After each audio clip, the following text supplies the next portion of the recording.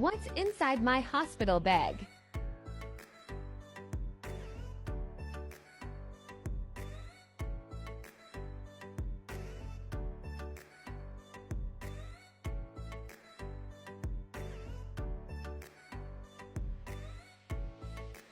Be 4 weeks and 6 days pregnant.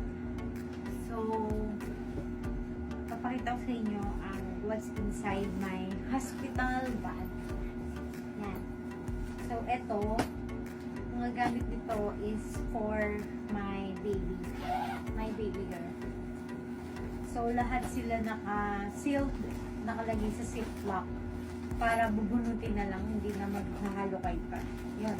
So, for delivery room, ang nakalagay dito is 1 piece tie side long sleeve, 1 piece pajama, pair of mittens and booties, pair of bonnet, 1 piece receiving blanket, lampin, big kiss, and diaper. So, parehas lang din sila ng day 1. Ito for delivery.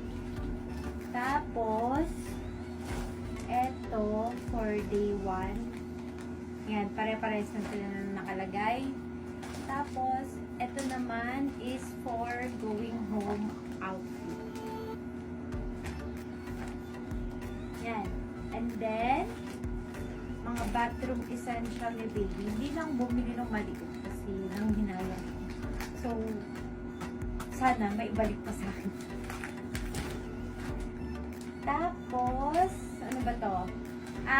Cotton buds, tsaka diaper changing spray, tsaka mansinilya, just in case. Tapos, may extra diapers. So, mga wipes, dry wipes, wet wipes, tsaka cotton balls. Yan. Ito naman mga essentials ni baby. May dala akong alcohol, Johnson's baby powder, Johnson's baby oil, tsaka may binili din ako na oil, baby oil from Unilab, yung squalane, tsaka yung panlinis ng puso ni baby, betadine, tsaka petroleum jelly just in case. Okay? Tapos, ito lang mga extra, ano lang to, extra receiving blanket or extra burp. What, baby? Ano yan, baby? Come here. Tapos, nagdala nga rin pala ako ng extra clothes, just in case. Pero, syempre, manifesting tayo ng normal delivery. So, I hope hindi na magamit. And then, baby blanket and bath towel. Yan. So, lahat to, may mga label na. So, ang gagawin ng asawa ko is, hindi na niya kailangan maghalukat pa. Kasi, may mga, ano na nga, may mga label na siya. So, bunot na lang ng bunot. So, ayun, that's for my baby's hospital bag. Pink kasi, of course, it's a baby girl.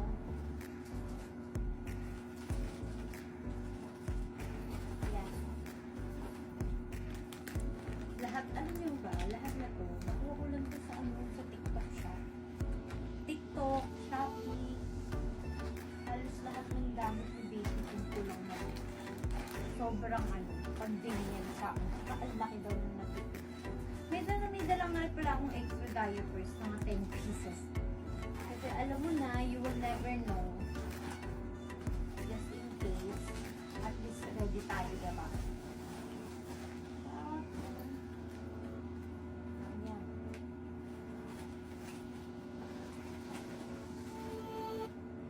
I think all goods naman ako for me.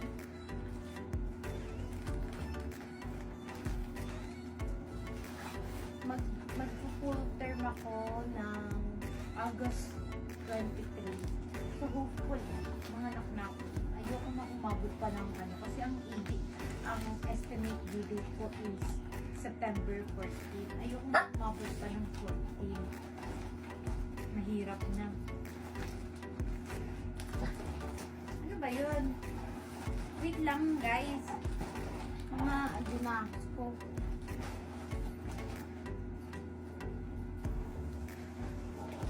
Yan.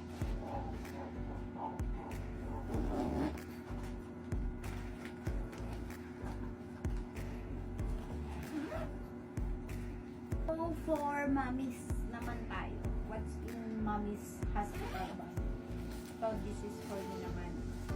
Ito ka, bibili ko na ito kanina. Bibili ako nito Betadine. Kasi kailangan daw ko. Dahil, alam mo na, lalaban tayo ng araw na yon. So, medyo sugatan ng ating ipala. Tapos, eto, bumili ako nitong Johnson na top to to. Kasi, hanggat sensitive pa yung skin ni baby. Gusto ko ito yung gamitin ko pang wash, pang sabon-sabon katawan ko. Kasi ang alam ko pagka-deliver ni baby, bawal ata ako magpumuna. So, if ever man na magpupunas ako, ito gagamitin ko. Johnson Baby and up until siguro mga 1 month or 2 months. Para kasi nagko-kojic ako di ba matapang mo kojic. So, for the meantime, eto muna gagamitin ko guys.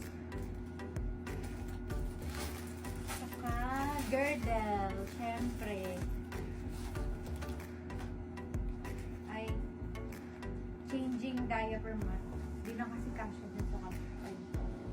Saka bumili ako nitong adult diaper, 2. So, apat siya. And then, maternity pads. Unang pa itong gamit ko guys. Okay.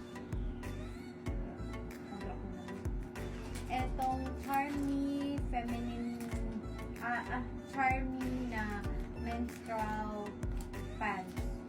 So pagka-deliver ni baby, pwedeng ito muna gamitin ko habang nasa hospital. At saka itong mga 2 sets ng panjama. Wala pa dito yung yung mga undies ko. Kasi syempre, nasa laban. So, yun lang guys. Yun lang ang laman nitong mga ko kay mami. Mukha lang malaki. Dahil nga. Saka syempre, yung mga essentials. Yung mga face mask, toothbrush. Syempre, saka ko na ilalagay dito pag